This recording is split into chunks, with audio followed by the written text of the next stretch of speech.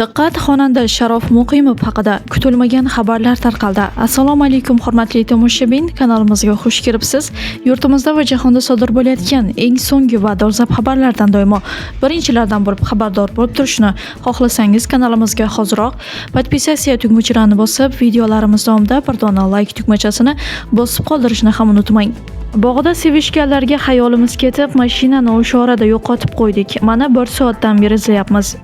Qani tezda tarqalinglar, ota-onangizga aytib beraman. Lekin baribir sevilib yashanglar. Faqat bir narsani unutmang.